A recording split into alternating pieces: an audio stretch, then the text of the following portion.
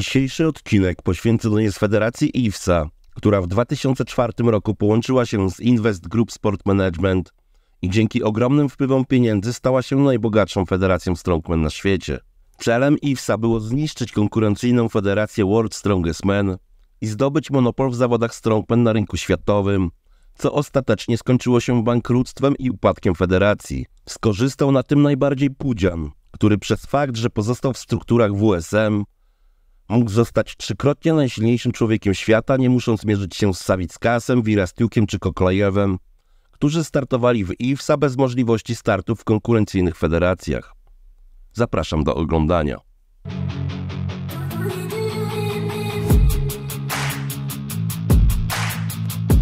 Międzynarodowa Federacja Sportów Siłowych IFSA powstała w 1995 roku. Założycielami federacji byli dr Douglas Edmonds, znany jako ojciec chrzestny strongmana, Jeremy Reeves, mistrz świata strongman z 1989 roku, Ika Kinnunen, były strongman, oraz Marcel Moster. IFSA od początku swojego istnienia ściśle współpracowała z World Strongest Man. Organizowała puchary świata, przez które zawodnicy kwalifikowali się na Mistrzostwa Świata.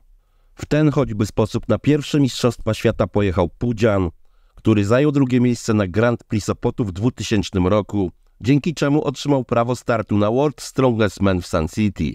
Współpraca IFSY i WSM wydawać by się mogła być idealna, ale jak to w najlepszych małżeństwach nawet bywa, i tam mogą pojawić się kryzysy. Te wzięły się z przypływu ogromnych pieniędzy, które w IFSA zainwestowali szejkowie, reprezentowani przez Invest Group Sport Management w 2004 roku. Już w 2003 roku dzięki kontaktom Cezarego Wołodko Arabowie zainteresowali się zawodami strongman i tym, co wydarzyło się w Polsce. Byli oni pod wielkim wrażeniem, jak strongman trafił do milionów gospodarstw domowych poprzez cotygodniowy program siłacze, który był emitowany w telewizji TVN. Celem Arabów było zdobyć monopol na rynku światowym, podobnie jak dokonał tego nad Wisłą Cezary Wołodko z Rafałem Biernacikiem na początku XXI wieku. Produkt siłacza TVN był przez nich szczególnie obserwowany, stąd ich obecność w Pile, na Mistrzostwach Polski Strongman 2003 oraz w Pruszkowie na pojedynku Polska-Reszta Świata w grudniu tego samego roku, wspólnie organizowanym przez Federację Strongman Polska oraz IFSA, a film z tych zawodów znajdziesz na naszym kanale. To właśnie w Polsce w dniach 13-14 grudnia 2003 roku, po zawodach Polska-Reszta Świata w Pruszkowie, z inicjatywy Cezarego Wołodko w warszawskim hotelu Marriott zebrali się kluczowi przedstawiciele świata strongman. Zarząd IFSA oraz arabscy inwestorzy z Invest Group Sport Management, którzy w ciągu 2 lat wpompowali w utworzoną IFSA Strongman $15 milionów. Dzięki temu ta stała się najbogatszą federacją świata, a cel, jaki inwestorzy postawili przed włodarzami federacji, było zdobycie absolutnej władzy na rynku strongman i podporządkowanie sobie wszystkich innych federacji.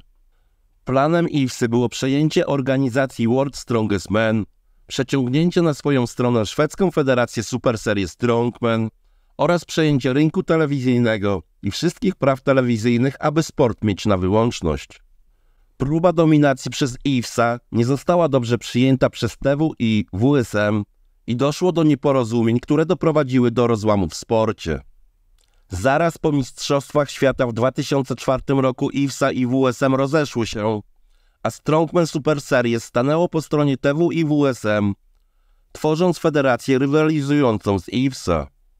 Już w trakcie tych mistrzostw było jasne, że od następnego roku IFSA będzie organizowała własne Mistrzostwa Świata, oferując swoim zawodnikom tak wysokie pieniądze, że wszyscy najsilniejsi ludzie świata będą chcieli startować w jej strukturach.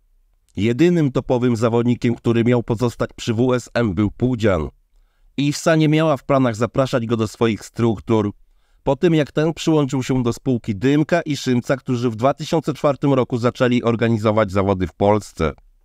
Ten czyn był przez IFSę szczególnie potępiany, ze względu, że dzięki Cezaremu Wołodko pojawili się arabscy inwestorzy. Okazję do zemszczenia się nad Pudzianem IFSA wykorzystała w trakcie ostatnich wspólnie zorganizowanych z WSM Mistrzostwach Świata. Pudzianowski, który zajął tam 3. miejsce, zaraz po zawodach został zdyskwalifikowany, a oficjalnym powodem tego było stosowanie przez niego dopingu, z którym IFSA chciała walczyć z myślą wejścia dyscypliny strongman na Igrzyska Olimpijskie, o czym wspomniał Marcel Moster w Polsce w 2003 roku.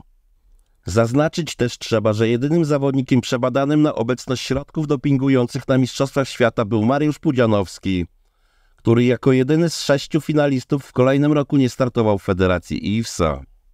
Były też to jedyne mistrzostwa, w których kiedykolwiek przebadano kogoś na używanie sterydów anabolicznych. IFSA chciała upokorzyć Pudziana i w ten sposób pokazać jemu i światu, kto tu rządzi i kto rozdaje karty. IFSA miała konkretny plan zawłaszczenia całej organizacji zawodów strongman i przejęcia praw telewizyjnych oraz znormalizowania zawodów tak, by na każdych zawodach na świecie sprzęt, na jakim odbywały się zawody, był identyczny w Azji, Europie czy Ameryce. Każdy jog, walizki, belki, kule miały być robione na jeden wzór, o takim samym rozmiarze i takiej samej wadze. Każdy, kto chciałby zorganizować zawody w dowolnym miejscu świata, ten musiałby korzystać ze sprzętu IFSA, mieć licencję federacji oraz zgodę na zorganizowanie i przeprowadzenie zawodów. IFSA chciała mieć monopol na wszystko, co się dzieje w strongman na świecie, na wzór innych sportowych federacji, jak to się ma w Światowym Związku Podnoszenia Ciężarów, siatkówki, koszykówki czy piłkarskich federacjach UEFA i FIFA. Miało to na celu zrobienie ze strongman dyscypliny sportu z aspiracjami udziału jej na Igrzyskach Olimpijskich, o czym wcześniej już wspomniałem. Tylko ujednolicenie konkurencji mogło przekształcić zawody pokazu siły w dyscyplinę sportu, którą strongman nigdy nie był, nie jest i nie będzie. W 2005 roku IFSA Strongman wprowadziła swoje akcje na giełdę papierów wartościowych w Nowym Jorku, gdzie również federacja ulokowała swoje biura, a europejski oddział miał swoją siedzibę w Glasgow. Wypuszczono na rynek pierwszą w historii grę komputerową Strongman, której gracze mogli w sposób mobilny walczyć o tytuł najsilniejszego człowieka świata, wcielając się w Wasyla Wirastiuka, Magnusa Samuelsona lub Zydrunasa Savickasa.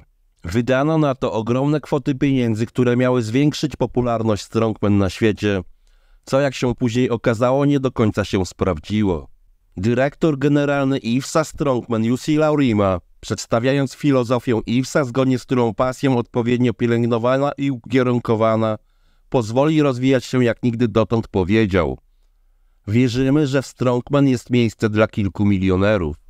Douglas Edmonds, ojciec założyciel tego sportu, powiedział: o rewolucji w strongman, której jesteśmy obecnie świadkami, mówi się od ponad 20 lat, ale dopiero teraz przy wsparciu Invest Group Sport Management i prawdziwych inwestycji w ten sport faktycznie zaczyna się to toczyć. IFSA Strongman w końcu jest w stanie położyć kres historycznemu wyzyskowi sportowców, oferując im godziwe zarobki, a markom stabilne i wymierne platformy sponsorskie. Zadania w IFSA Strongman zostały podzielone. Jeremy Reeves i Ika Kinnunen zajmowali się przygotowaniem zawodów, opracowaniem zasad i normalizacją sprzętu. Dr Douglas Edmonds i Marcel Moster odpowiedzialni byli za rozwój kariery zawodników i szkolenia sędziów, a Malcolm Cranes i Christian Fenen prowadzili dział handlowy, który zajmował się produkcją telewizyjną i pozyskiwaniem sponsorów. Rozmach finansowy federacji był ogromny.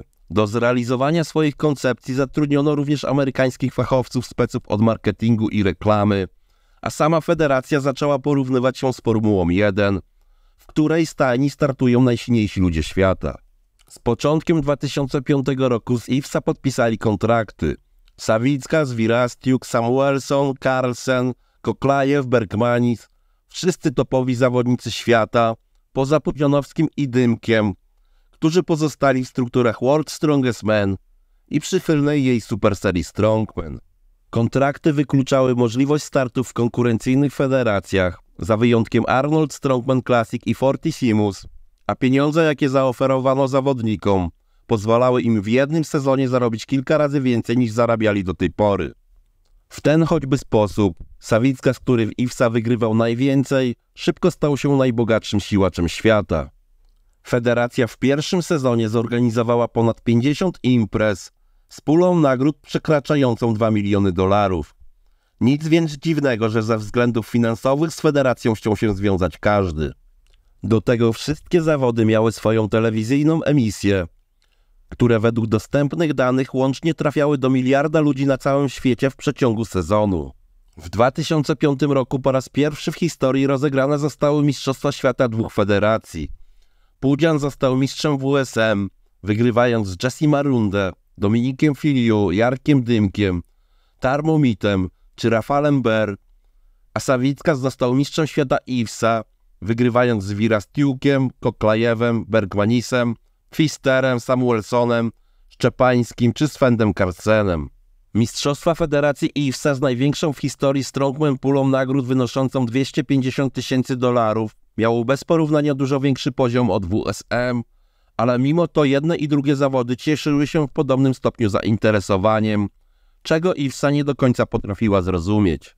Dla WSM całą robotę robił Pudzian, który przyciągał swoją osobą uwagę kibiców, pomimo że rywalami jego byli zawodnicy, którzy przed rozłamem federacji mało co w świecie znaczyli. Mniemam, że Douglas Edmonds i Marcel Moster już w 2006 roku przypuszczali, że nie uda im się zrealizować planu zawłaszczenia rynku w zawodach strongman, ale co innego przedstawiali jeszcze wtedy swoim inwestorom. Tych oszukiwano, że wszystko jest na najlepszej drodze i niebawem zniszczą konkurencję, która tak naprawdę pomimo mniejszych pieniędzy miała się całkiem dobrze. Ogromny nakład finansowy federacji na promocję i zawody strongman w 2005 i 2006 roku nie wpłynął w żadnym negatywnym stopniu na konkurencję. Było nawet odwrotnie. IWSA, która przestała organizować eliminacje do WSM, została zastąpiona super serią, która dzięki temu zaczęła organizować więcej zawodów. Organizacja kilkudziesięciu imprez w roku i wydawanie milionów dolarów na promocję swojego produktu w ogóle nie przekładało się na cele federacji, co powodowało, że akcje IWSA Strongman na giełdzie papierów wartościowych spadały drastycznie. To jednak nie przeszkadzało w szastaniu pieniędzmi na lewo i prawo, dopóki te nie zaczęły się kończyć. Już w 2007 roku zaczęły pojawiać się nieścisłości finansowe w federacji, co dawało do myślenia, że czasy Eldorado się kończą. Szalę goryczy wycofania się arabskich inwestorów w dalszą inwestycję w IWSA przechyliła sytuacja zaistniała podczas Mistrzostw Świata w Korei Południowej w 2007 roku. Wtedy to Arabowie dowiedzieli się o przekrętach finansowych federacji, która nie zapłaciła za start w zawodach zawodnikom pieniędzy, nie opłaciła hotelu oraz przewozu sprzętu na zawody i jego cła. Koreańczycy w odwecie za to zainkasowali cały sprzęt strongman wart w tamtym czasie blisko $70,000, a o zaistniałej sytuacji zrobiło się głośno na całym świecie.